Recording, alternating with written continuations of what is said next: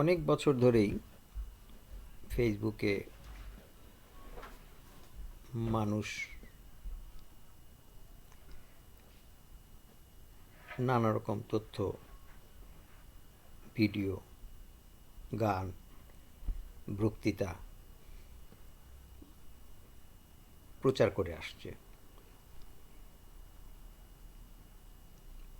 আমি প্রথম বেশ কিছু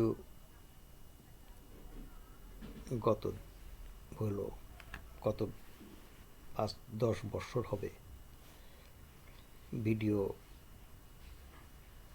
করি কম বেশি। যখন আমার মনে কোনো একটা ব্যাপার ব্যথা কষ্ট দেয়, তখনই আমি কিছু একটা বলার চেষ্টা করি। ধন্যবাদ সবাইকে যারা আমার ভিডিওটা দেখছেন। প্রায় শতেক মানুষ আমার ভিডিও দেখেন। এই 100 জন মানুষের সাথে আমার এই কথোপকথন। রাজন হত্যা ঘটেছিল সিলেটে। একটা মোবাইল ফোনের চুরির অপরাধে তাকে বেঁধে পিটানো হলো এবং সে পিটানো অবস্থায় তার ভিডিও হলো এবং এটাও প্রকাশ হলো যে মরার আগে সে পানি চাচ্ছিল, যে আমাকে একটু পানি দাও, কিন্তু পানির বদলে তাকে বেদম প্রহার করা হলো এবং সে মারা গেল। এবং ভিডিওতে এটা ভাইরাল হওয়াতে সহসাই সেই দোষী ব্যক্তিগণ ধরা পড়ল এবং তাদের সাজা হলো। এটা প্রকাশ হওয়ার পরে আমি বেশ স্বাচ্ছন্দ্য বোধ করছিলাম যে বোধহয় সমাজে কোনো অন্যায় অত্যাচার পার পাবে না, কারণ সবার হাতে ভিডিও, সবার হাতে মোবাইল ফোন, ভিডিও করবে, প্রকাশ করবে, স্বচ্ছতা একটা পরিবেশ তৈরি হবে। এখন অনেক বৎসর গত হলো, সেই রাজন থেকে এখন তোফায়েল আসছে। তোফায়েলকে হত্যা করা হলো ঢাকা ইউনিভার্সিটিতে, আর রাজনকে হত্যা করা হলো সিলেটের কোনো একটা উপশহরের একটা বাজারে। তো একটা বাজারের মৃত্যু সংবাদ এবং একটা ঢাকা ইউনিভার্সিটির মৃত্যু সংবাদ, নিশ্চয়ই এর মধ্যে অনেক পার্থক্যটা মানে যারা রাজনকে হত্যা করেছে তারা সবাই অশিক্ষিত গ্রামের মানুষ, এবং তোফায়েলকে যারা হত্যা করেছে তারা সবাই শিক্ষিত এবং ঢাকা ইউনিভার্সিটির মানুষ। আমি ঢাকা ইউনিভার্সিটির পরিবেশ নিয়ে আমি অনেক চিন্তিত, কারণ আমার ঢাকা ইউনিভার্সিটিতে পড়ার যোগ্যতা হয়নি। আমি তার ধারে কাছেও না, আমি পলিটেকনিক্যাল ছাত্র ছিলাম। তো ঢাকা ইউনিভার্সিটি থেকে যে প্রোডাকশনটা হচ্ছে, আমি এই প্রোডাক্টিভ গুডস নিয়ে আলাপ করব, কারণ ফ্যাক্টরিতে একটা প্যাকেজিং করা একটা গুডস, তার একটা ব্র্যান্ড আছে, তার একটা কোয়ালিটি আছে, তার একটা এক্সপায়ারি ডেট আছে, নানা রকম ইনস্ট্রাকশন আছে। এখন ঢাকা ইউনিভার্সিটির প্রোডাক্টের কিছু একটা আমি সিলমোহর দিতে চাই। 72-73 সালে সন্ধ্যার পরে ঢাকা ইউনিভার্সিটির আশেপাশে কেউ চলাফেরা করতে দ্বিধাবোধ করতো, কেন ওখানে অনেক ছিনতাই হতো। স্বাধীনতার পর সবার আশা ছিল যে এমন একটা জায়গা, যেই জায়গাটা ছাত্ররা বসবাস করে এবং সেটা নিতান্তই খুব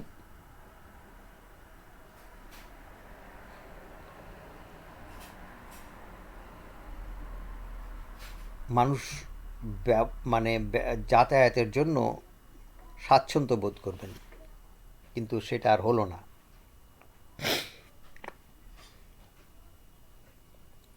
আমি দীর্ঘদিন যাবৎ ঢাকা লন্ডনে বসবাস করি। তো কম বেশি অনেক ছাত্রদের সাথে আমি কথাবার্তা করি এবং অনেক ছাত্ররাই আমার সাথে দেখা করে আমার সাথে তাদের অনেক হৃদ্যতা আছে। 92 এর শেষের দিকে ক্ল্যাফাম রেস্টুরেন্টে এক ছেলের সাথে দেখা হলো। তার নাম হচ্ছে বিশ্বজিৎ। এবং বিশ্বজিৎ ঢাকা ইউনিভার্সিটির ছাত্র। সে মাস্টার্স শেষ বর্ষের সময়ই সে ইংল্যান্ডে চলে আসে উচ্চশিক্ষার জন্য। তো আমি বিশ্বজিৎকে জিজ্ঞেস করলাম, দেশে ফিরবে না পড়াশোনার পরে? বলে, না ভাইজান, দেশে আর না। কেন? বলে, দেশে আর পরিবেশ নাই। আমি বললাম, তুমি ঢাকা ইউনিভার্সিটির ছাত্র, দেশে পরিবেশ নাই, এটা তো একটা ভয়ঙ্কর কথা। বলে, দাদা, আপনার জীবনটা তো আপনি একভাবে পার করছেন, আর আমার জীবনটা যেভাবে পার করছি এটার সাথে আপনার আমার আর মিল হবে না, এই জন্য আপনার কাছে আমার কথা পছন্দ হবে না। আমি তখন বললাম, ব্যাপারটা কি বলো তো? বিশ্বজিৎ বলতেছে যে, দাদা, ইউনিভার্সিটিতে হোস্টেলে থাকতাম, বিদেশে আসব, এর জন্য আমি কাগজপত্র ফটোকপি করার জন্য নীলক্ষেত মোড়ে কোনো একটা দোকানে সে ফটোকপি করতেছে। ইতিমধ্যেই তার কাজ শেষ হওয়ার পরে সে যখন 100 টাকা দোকানদারকে দিল, দোকানদার বলল, ভাইজান, আমার কাছে খুচরা নাই, আমার কাছে চেঞ্জ নাই কোনো। তখন দোকানদার বলল, আপনি একটু দাঁড়ান, আমি টাকাটা ভাঙায় নিয়ে আসি। এটা বিশ্বযুদ্ধের কথা আর কি, যেভাবে যা ঘটলো। তো দোকানদার গেল, 2-4 মিনিট পরেই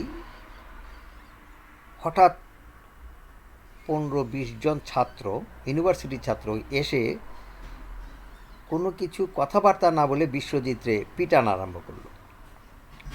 আর সেই কি পিটান, শার্ট আর সব ছিঁড়ে গেল এবং সে মাটিতে গড়াগড়ি করতেছিল। এখন বিশ্বজিৎ বলতে সেই সময়টাও পারল না যে, আমি ইউনিভার্সিটির ছাত্র, ভাই আপনারা আমার পিটান কেন। সেই সময়টা বিশ্বজিতের নাই। তো যখন মানে ইউনিভার্সিটির ছাত্রদের মায়ের দুনিয়ার বাইর,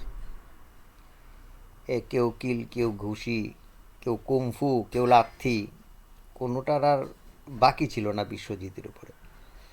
তো বিশ্বজিৎ যখন আধমরা অবস্থায় গঙ্গানি শুরু করে, তখন তার ব্যাগ থেকে এই ইউনিভার্সিটির কাগজপত্রগুলো ওরা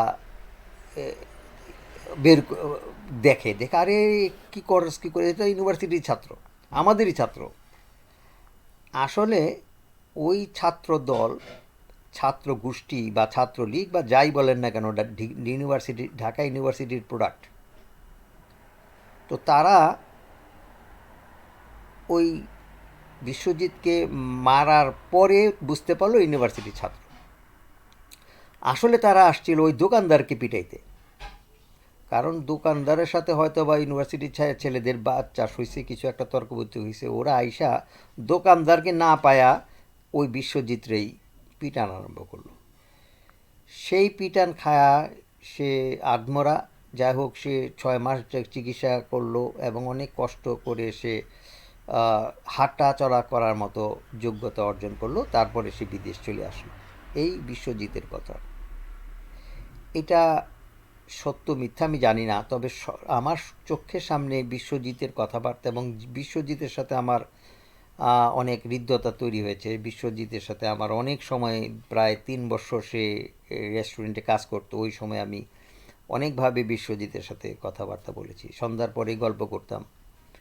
ঢাকা এবং ঢাকার ছেলে, সে মানিকগঞ্জের ছেলে ছিল। তো এই হচ্ছে ঢাকা ইউনিভার্সিটির ছাত্রদের কাজ কাম। এখন যে কথাটা তোফাজ্জলের ব্যাপারে যে কথাটা বলবো, তাদের যারা ওকে পিটালো, এটা বিশ্বজিতের 90-এর ঘটনা। এখন হচ্ছে 2024। এই যে এতগুলি বছর যাওয়ার পরে আমার মনে হচ্ছে ঢাকা ইউনিভার্সিটির ছাত্রদের ক্রমান্বয়ে প্রমোশন হয়েছে।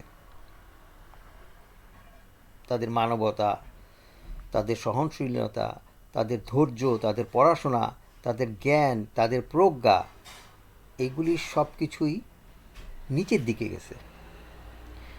আর বিপরীত শব্দের যতগুলি আছে এগুলি ঢাকা ইউনিভার্সিটির ছেলেদের এখন একটা গুণগত মান। এখন বলবেন যে ঢাকা ইউনিভার্সিটির ছেলেরা তো ছাত্র আন্দোলনে দেশ স্বাধীন করলো, কত কিছুই করলো। তো 72-73 সনেও তো বাংলাদেশের স্বাধীনতায় মুক্তিযোদ্ধার যত রকম কনস্পিরেসি হোক, যে সমস্ত চালাকি হোক, তো ঢাকা ইউনিভার্সিটির ছেলেরাই করেছে। যাই হয় না কেন, প্রোডাক্টটা তো ঢাকা ইউনিভার্সিটির।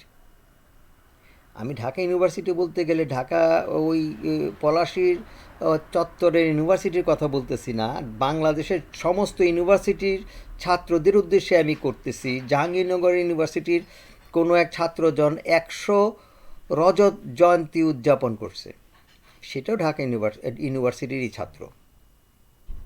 এখন ধরেন ঢাকা ইউনিভার্সিটির একটা ক্লাসে লেকচারার লেকচার দিচ্ছেন, হয়তো বা 50-60 জন ছাত্রীরা তার পড়াশোনা শুনতেছে। এখানে একটা পিন ড্রপ সাইলেন্ট, কোনো শব্দ নাই, কি সাবজেক্টের উপর পড়তেছে, দেশের অর্থনীতির উপর কথা বলতেছে, কত জ্ঞান ডিস্ট্রিবিউট হচ্ছে। একজন জ্ঞানী তার জ্ঞানকে 20 জন লোককে ডিস্ট্রিবিউট করছে। এখন এই এক জ্ঞানী লোকের কথা বলবো, যিনি জ্ঞান দেন। অনেক প্রফেসরদের কীর্তিকলাপে দেখলাম গত 16-17 বছরে তারা ভিসি হওয়ার জন্য ভিসার থেকে ছাত্র নমিনেশন পাওয়ার জন্য ছাত্রলীগ পর্যন্ত নাম লেখাতে তারা সচেষ্ট ছিল। তো ঢাকা ইউনিভার্সিটির টিচারদের কী ভূমিকা? তাদের সেই আউটপুট প্রোডাক্ট কি এই ছাত্রদের এই সমস্ত কীর্তিকলাপ?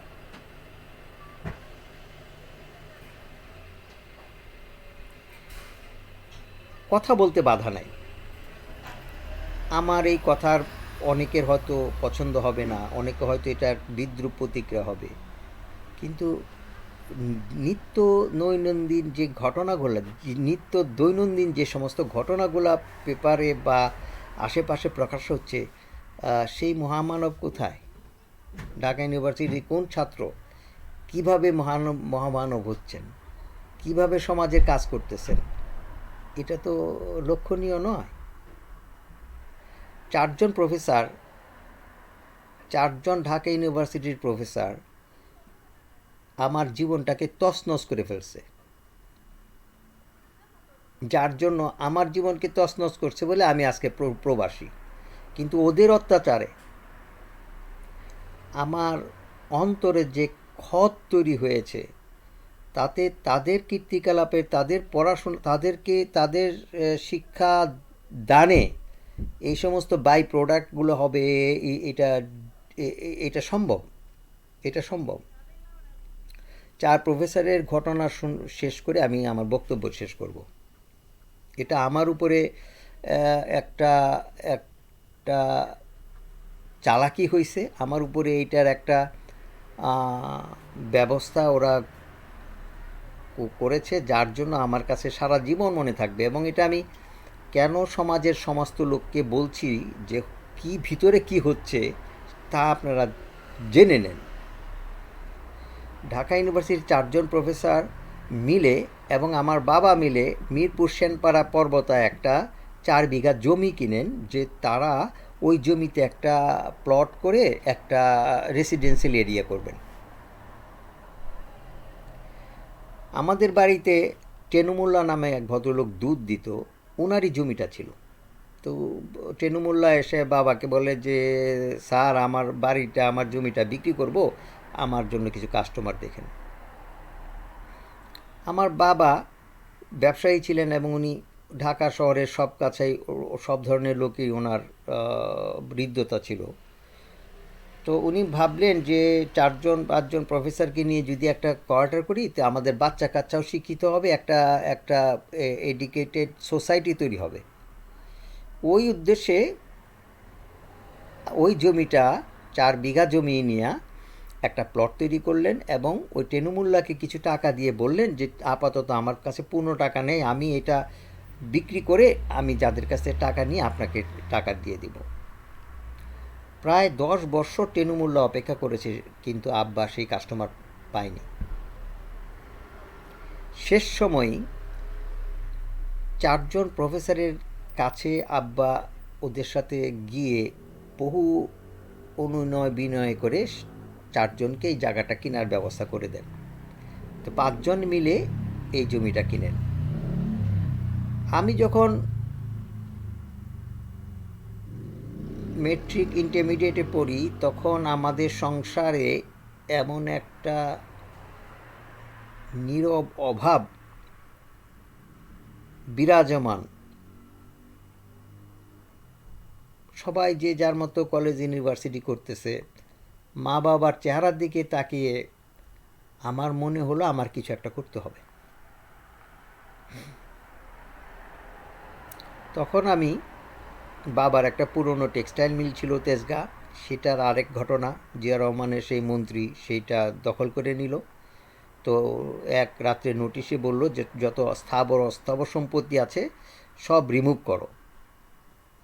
ওই ফনিক্স ইন্ডাস্ট্রি করার জন্য আমার এই টেক্সটাইল মিলটাকে ওরা রাতে রাতে উচ্ছেদ করে দিল। তো আমি সেই সমস্ত টেক্সটাইল মেশিনারিজ ট্রাক ভাড়া করে গ্রামে নিয়ে একটা টেক্সটাইল মিল তৈরি করলাম সোনালী ব্যাংকে থেকে বিএসবি লোনে। তো যখন আমি টেক্সটাইল মিলটা তৈরি করি তখন জিয়া রহমান সাহেবের সেই গার্মেন্টস ইন্ডাস্ট্রির বাংলাদেশে তখন রমরমা। তো গার্মেন্টস ইন্ডাস্ট্রির মালিকেরা 4/3 ওরা প্রোডাক্ট করতো, বাইরে রপ্তানি করতো, ওভার ইনভয়েসে কিছু মাল এনে তারা ইসলামপুরে ছেড়ে দিত। যার ফলে ওই সময় আমার লোকাল প্রোডাক্ট, লোকাল টেক্সটাইলের কাপড় মার্কেটে চলতো না, কারণ বিদেশি টেক্সটাইল আর লোকাল দেশীয় মালের বাজার প্রায় 2-4 টাকার ডিফারেন্স। রাতে রাতে এবং আমাদের একটা টেক্সটাইল প্রোডাক্ট ইসলামপুরে আনতে গেলে 1 সপ্তাহ বা 2 সপ্তাহ সময় লাগে, কারণ মালটা প্রোডাকশন করে তো আমরা মালটা আনবো। আর গার্মেন্টসের গোডাউন থেকে 1 ট্রাক মাল ইসলামপুরে আসতে গেলে 4 থেকে 5 ঘন্টা। তো যেখানে 3 সপ্তাহ মাল লাগে মাল প্রোডাকশন করতে, আর যেখানে এক রাত্রের মধ্যেই হাজার হাজার গল মাল পাওয়া যায়, ইসলামপুরের ব্যবসার এখন ডিপেন্ডেন্ট হয়ে গেল গার্মেন্টসের উপরে। তো গার্মেন্টসের এই কালোবাজির মাল বিক্রি করে আমার টেক্সটাইলটা মানে দিন বা দিন লসের পর্যায়ে। তখন আমি মাকে বললাম যে মা, আমি তো আর পারতেছি না, তো আমার কিছু যদি ক্যাপিটাল পাই আমি বিজনেসটা আরও 2-3 বছর চালাতে পারি। সেই সুবাদে যেই জায়গাটা আব্বা কিনেছিল 4জন প্রফেসর দিয়ে, ওইটা জায়গাটা মিউটেশন করা হয় নাই, কারণ সময় সাপেক্ষে সবাই ইউনিভার্সিটির মানুষ, শিক্ষিত মানুষ, ভদ্রলোক। তো সুতরাং খুব মানে একটা আস্থাশীলের জায়গা। তো যখন নাকি আমি ব্যবসা লস করলাম, ব্যাংকে টাকা দেওয়া হয়ে গেল, প্রয়োজন হয়ে গেল, বারবার নোটিশ পাঠাচ্ছে, তারা কোর্টে নিয়ে সোনালী ব্যাংকের কি যে ঝামেলা, ম্যানেজারের চিঠি, ফোন, লোন নিয়ে যেন আমার রাত্রের ঘুম হারাম হয়ে গেল। আমার ঘুম আসে না, রাতকে রাত আমি চিন্তা করি কি করব। শেষ পর্যন্ত মা বললেন যে আমার ছেলে বড় না সম্পত্তি বড়, তুই তো মরে যাবি, তুই আমার জায়গা বিক্রি করে ব্যাংকে টাকা দিয়ে দে। ওই জায়গাটা বিক্রি করার জন্য ওই যে 4 প্রফেসর তাদের দুয়ারে দুয়ারে মাসের পর মাস ধর্ণা দিয়েছে। এদিকে আমার ব্যাংকের ঋণের সুদ বাড়তেছে, আর ওদিকে ওদের চক্রান্ত হলো যে স্কোয়ার একটা জায়গা জমিতে লেখা আছে যে চতুর্দিক থেকে 16 ফিট করে জায়গা ছাড়বে, যার ফলে যে অংশটা চতুর্ভুজ এলাকার যে সম্পত্তিটা সবাই যেন রাস্তা পায়। তো মেইন রোডের পাশে যে 2টা প্লট, তারা যদি পিছনের দিকে বা চতুর্দিকে 16 ফিট রাস্তা না দেয়, তো পিছনের 4টা যে প্লট, তারা 2টা যে প্লট, সেই প্লটের রাস্তা থাকে না। এখন আমার যে জমিটা সেটা পিছনের প্লটে পড়ছে। ওই 4জন প্রফেসর আমাকে 16 ফিটের জায়গা ওরা দিতে অপারগ হলো, দিল না। যার জন্য ওই জমিটা, পিছনের জমিটা আমি নাম কাস্তে, মানে আমার সেই নিঃশ্বাস নেওয়ার জন্য আমি পানির দরে আরেক ভদ্রলোকের কাছে, পিছনের প্লটের ভিতরে আরেক ভদ্রলোক যিনি ব্যাংকে চাকরি করতো, কি ভদ্রলোকের জানি না, উনি ওই জায়গাটা যেখানে 24 লক্ষ টাকার জমি আমি 8.5 লাখ 9 লাখ টাকা বিক্রি করে ব্যাংক লোন কভার করে আমি লিবিয়াতে চলে আসি। ওই 4জন ইউনিভার্সিটির প্রফেসর, 4জনের বাসায় আমি সকাল না, সন্ধ্যা না, রাত্রে না, ইউনিভার্সিটি গেছে, স্যার আসে নাই, বিকেলবেলা আসেন, কালকে আসেন, পরশু আসেন, আমি দুয়ারে দুয়ারে ঘুরছে আমার জমিটা, ওরা কিনেও নাই এবং জাগাও দেয় নাই।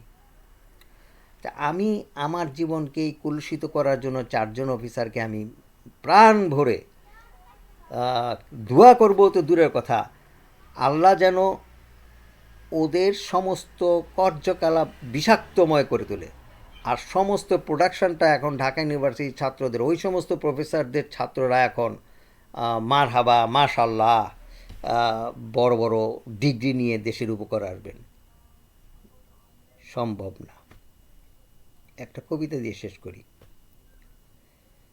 কবিতাটা ছিল, মা ভালো তার ঝি ভালো, বাপ ভালো তার পুত,